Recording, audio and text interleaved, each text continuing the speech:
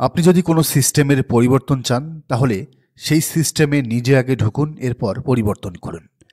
এই নীতিটাই এবারের ইলেকশনে নিয়েছে বাংলাদেশ জামায়াতে ইসলামী। এখন সিস্টেমে ঢুকতে হলে প্রয়োজন সবাইকে ধারণ করা, বিশেষ করে ভোটের রাজনীতিতে মানে রাষ্ট্র পরিচালনার ক্ষেত্রে এটি জরুরি। ইংরেজিতে এই রাজনীতিকে বলা হয় ইনক্লুসিভ পলিটিক্স, বাংলায় অন্তর্ভুক্তিমূলক রাজনীতি। ভোটে জেতার কৌশল হিসেবে কৌশলগত জোট বা সমঝোতা, যেখানে যার যার আদর্শ আর স্বকীয়তা ঠিক রেখেই একটা কমন গোল নিয়ে ইলেকশনে অংশ নেওয়া হয়, যেমনটা এবার হয়েছে সমমনা ইসলামী ৮ দলের ক্ষেত্রে।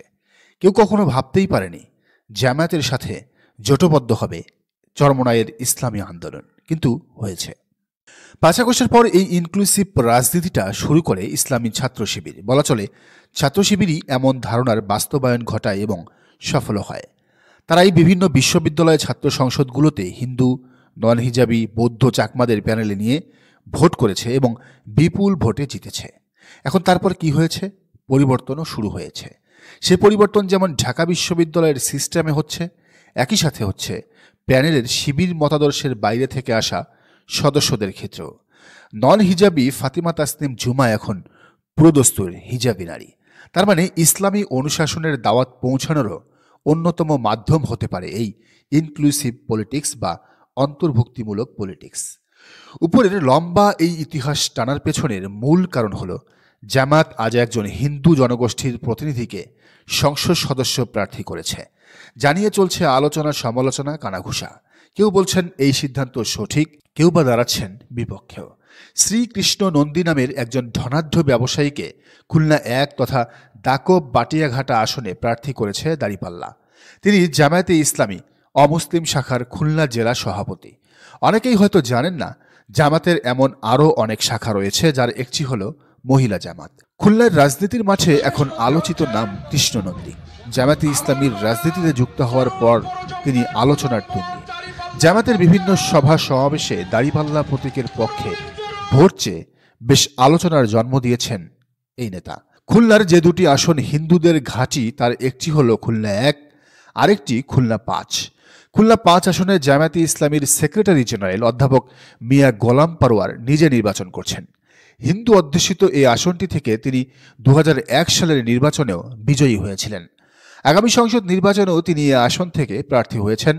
অতীতের মতো এবারও বিপুল সংখ্যক হিন্দু নারী পুরুষ গোলাম পারোয়ারের নির্বাচনী সমাবেশে অংশ নিচ্ছেন, যার পেছনে বড় ভূমিকা এই কৃষ্ণ নন্দীর। খুলনা ১ আসনে জামায়াতের প্রার্থী কৃষ্ণ নন্দী একজন ব্যবসায়ী। ডুমুরিয়া উপজেলার চুকনগর বাণিজ্যিক এলাকায় তার বাড়ি।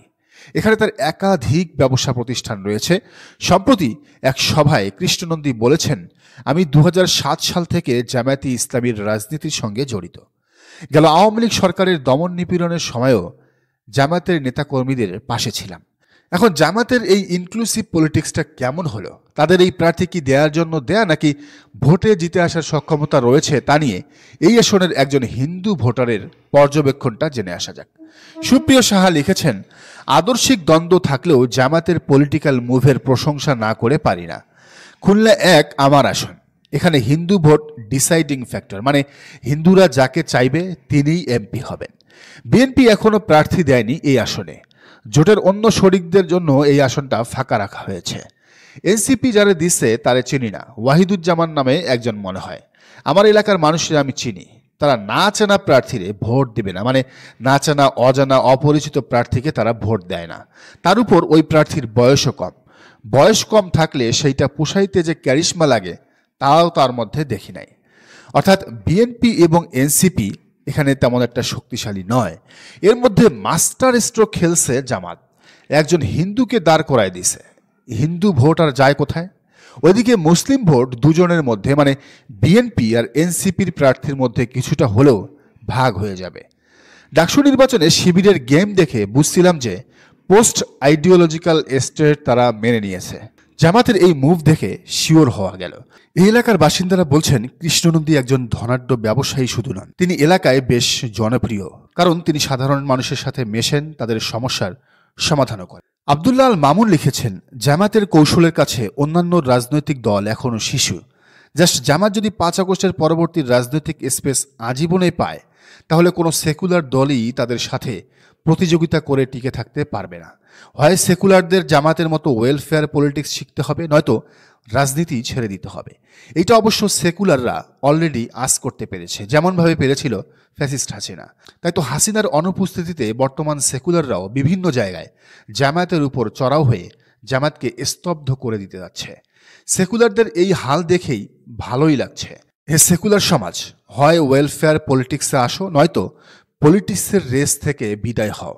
সামনের দিন ওয়েলফেয়ার পলিটিক্সের দিন, আর এই পলিটিক্সের প্রধান প্রবক্তা জামায়াতে ইসলামী। কথা হলো, জামাতের এই পলিটিক্স ভুল কিনা তা সময়ই বলে দিবে, কিন্তু হিন্দু জনগোষ্ঠীকে পুরোপুরি মাইনাস করলে তাদের প্রায় 1 কোটি ভোট যে অটোমেটিক বিএনপির বাক্সে চলে যেত, সেটি এখন আর হচ্ছে না।